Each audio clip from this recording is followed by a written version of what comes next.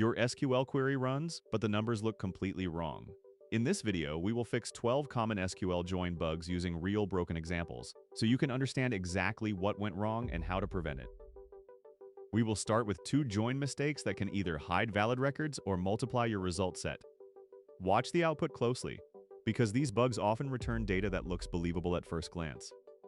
A customer list usually needs to show every customer, including people who have not bought anything yet. We create 3 customers, but only Ava and Ben have orders. Now we join with inner join and run the query to see what disappears. Let's break down the result. Inner join keeps a row only when both tables have a matching value. So Chen is removed because there is no order with customer ID equal to 3. The query runs successfully, which is why this bug is easy to miss. Now let's fix the report with left join. The customers table stays on the left because every customer must survive the join. We run the corrected query, and Chen now appears with null values for the missing order.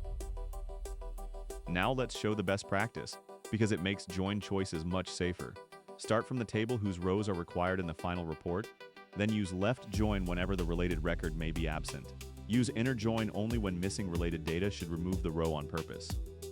For a catalog report, every product should have its assigned supplier, not every supplier in the company. Here, the comma join combines the tables but does not state any relationship. Let's run it and watch the row count jump from 3 products to 9 combinations. Let's break down why this result is inflated. Without a condition, SQL creates a Cartesian product. Every row from products is paired with every row from suppliers. 3 multiplied by 3 gives 9 rows, even though most of those pairings are false. Now we fix the join by matching product supplier ID to suppliers.id. That condition tells SQL exactly which supplier belongs to each product. We run the corrected query and get 1 valid supplier for each catalog item. Now let's show the best practice for preventing accidental cross joins. Write the on condition immediately after every join. Then verify that it connects a foreign key to the matching primary key. If your row count suddenly grows, inspect the join predicate before changing anything else. A join can have a condition and still be wrong. In this example, the query returns believable names, but it connects each order to the wrong customer. An admin dashboard needs to show each order beside the customer who placed it. This query has a join condition, but it matches orders.id to customers.id instead of using the customer foreign key. Let's run it and compare the actual customer ID with the displayed name. Let's break down the mismatch. The order ID identifies the order itself, while customer ID stores the customer relationship. Because the numbers overlap in this sample, the bug returns data instead of failing, which makes it especially dangerous. Now we fix the relationship by joining orders customer ID to customers.id. This follows the foreign key stored on each order. We run the corrected query, and every order now has its real customer name. Now let's show the best practice, because clear relationships prevent silent data corruption. Join a foreign key such as customer ID to the primary key of its parent table. Descriptive column names make the correct relationship obvious during reviews. Left join protects rows from the left table, but a filter in the wrong place can undo that protection. The next query looks harmless and still removes employees from the report. This expense report should list every employee and show approved expenses when available. We start with left join, but then place the approval filter in where. Let's run it and see which employees vanish from the report. Let's break down what where does here. Employees without an approved expense get null values from the right table, and null does not pass the status equals approved check. The where clause therefore removes Noah and Leo after the left join has already created their rows. Now we fix the query by moving the approval condition into the on clause. That says only approved expenses may match, while every employee still stays on the left side. We run it again, and employees with no approved expense remain visible with null expense columns. Now let's show the best practice for optional related records. Put right table conditions in on when you still need all left table rows in the output. Use where only for conditions that should remove the final rows completely. Null needs special handling in SQL. A normal equals comparison does not find missing values, even when the output clearly shows null on screen. A product catalog often needs a cleanup report for products without a category. We use left join so unmatched categories become null, then make the common mistake of checking null with an equal sign. Let's run the query and notice that it finds nothing. Let's break down the null rule. Null means unknown or missing, so SQL cannot say that an unknown value equals null. The comparison evaluates to unknown instead of true. Where keeps only true conditions, which is why 0 rows are returned. Now we fix the filter with isNull, which is SQL's dedicated test for missing values. The left join still produces null category columns for uncategorized products. We run the corrected query and get both products that need attention. Now let's show the best practice for any missing value check. Use isNull to find missing values and isNotNull to find present values, especially after outer joins. Never use equals or not equals with null, because neither comparison behaves like normal value matching. A join is only correct when it uses the full relationship between the tables. Let us start with a bug that quietly attaches prices from the wrong region. When prices vary by region, an order line must receive the price from its own market. We will join order lines to prices using only product ID, then run the query and inspect the matches. Notice that this condition never checks whether the two regions agree.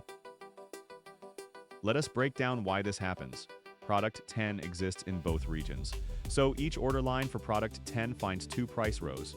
The US order can now accidentally receive the EU price, and the EU order can receive the US price.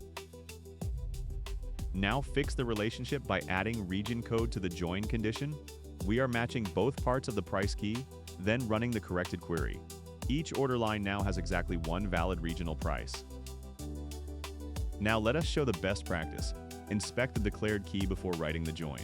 When a primary key or foreign key has multiple columns, include all of them in the predicate. This prevents cross-partition matches in regional, tenant-based, and version data. Most join bugs do not produce an error message. They produce extra rows, and those extra rows can quietly duplicate exports, counts, and revenue. Imagine building a customer contact export for everyone who bought recently. We will join customers directly to recent orders and run it now. The contact data looks fine at first, but watch what happens to customers with more than one order. Let us break down the result. A join emits one output row for every matching pair, and Alice matches two order rows. SQL is not duplicating Alice by mistake. Our query requested order level detail, while the report needs customer level detail. Now fix the export with exists. We only need to know whether a qualifying order exists, not display every order, so the subquery is the right tool. Run this version and each eligible customer appears once. Now let us show the best practice. Decide what one output row represents before joining tables. If one row means one customer, aggregate child rows or use exists when child detail is unnecessary. Use a direct one-to-many join only when one row per child is the goal. Suppose a revenue report also needs shipment event data. We will join orders to shipment events and sum the order amount, then run the query. The total looks plausible, which is exactly why this bug is dangerous. Let us break down the inflated total. Order 701 has two events, so its 120 is added twice, while order 703 has three events, so its 50.00 is added 3 times. The true revenue is 250.00, but sum only sees the multiplied joined rows. Now fix it by reducing shipment events to one row per order before the join. The shipment count can still be available for a report, but it no longer repeats the order amount. Run the corrected query and the revenue returns to its real value. Now let us show the best practice. Aggregate every fact table at its natural grain before combining it with another detail table. Use this pattern for revenue, clicks, events, payments, and similar metrics. It keeps each measure from being multiplied by unrelated child rows. A customer report needs order information and support ticket information. We will join customers to both child tables in one query and run it. Watch how every order is paired with every ticket for the same customer. Let us break down the 6 rows. Lena owns 2 orders and 3 tickets, so SQL creates all 6 possible pairs. This is a many-to-many explosion created by the query, not by a meaningful business relationship. Now fix the report by summarizing orders and tickets separately before joining them to customers. Each summary has one row per customer, so the final join cannot multiply the branches. Run it and Lena appears once with the 2 counts we actually need. Now let us show the best practice. Aggregate independent one-to-many branches before combining them. Apply this whenever 2 child collections share a parent, but have no direct relationship to each other. Only keep the raw cross product when every combination is genuinely meaningful. A self-join uses the same table in two different roles. Clear aliases make the relationship visible and prevent employee records from being matched to themselves. When displaying an organization chart, we need each employee beside their manager's name. We will use two aliases for the employees table. Run this first version and inspect the hierarchy. The highlighted condition looks harmless, but it matches each row to itself.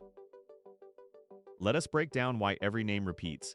Alias E represents the employee row, while alias M should represent a different row, that employee's manager. Comparing E employee in ID to M employee in ID just finds the same employee again. Now fix the hierarchy by connecting the employee's manager ID to the manager alias's employee ID. We keep a left join so top-level staff remain visible even without a manager. Run the corrected query and the real reporting structure appears. Now let us show the best practice. Name self-join aliases after their roles, not just with arbitrary letters. Employee and manager aliases make the child-to-parent relationship easy to review. Use the same pattern for categories, referral trees, account parents, and threaded comments. Time filters can quietly turn a left join into an inner join. Let's keep every representative visible, even when they have no orders in the reporting period. In a monthly sales report, managers still need to see representatives who sold nothing. Let's build the report with a left join, but place the May date filter in where. Now we run it and inspect the result. Let's break down why this happens. The left join initially creates rows for every representative, but where keeps only rows with a May order date. Ben has only an April order and Kara has no order at all, so both rows are filtered out. Now we fix the join by moving the May condition into on, where it controls which orders are allowed to match. The representative rows remain even when no order matches the period, and coalesce turns a missing sales total into 0. Run the corrected query and compare the report. Now let's show the best practice, because this pattern keeps zero activity rows reliable in dashboards and scheduled reports. Put filters for the optional right side table inside on when missing matches must stay visible. Then use coalesce around nullable sums so the report shows a useful 0.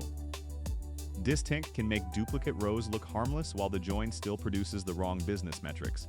Let's inspect the join relationship instead of hiding its symptoms.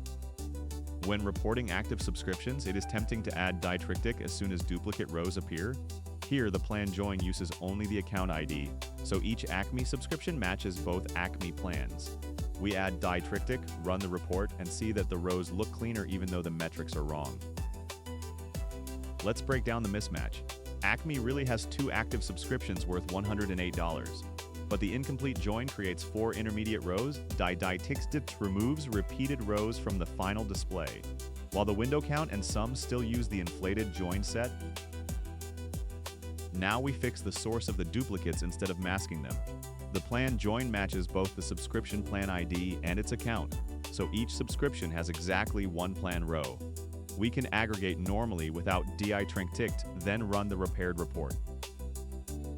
Now let's show the best practice, because reliable totals start with a reliable join relationship. When duplicates surprise you, inspect the expected one-to-one or one-to-many cardinality and verify every key in the predicate. Use diacritics only when duplicate values are genuinely part of the intended result. Now you know how to spot the join mistakes that cause missing, duplicated, and misleading data.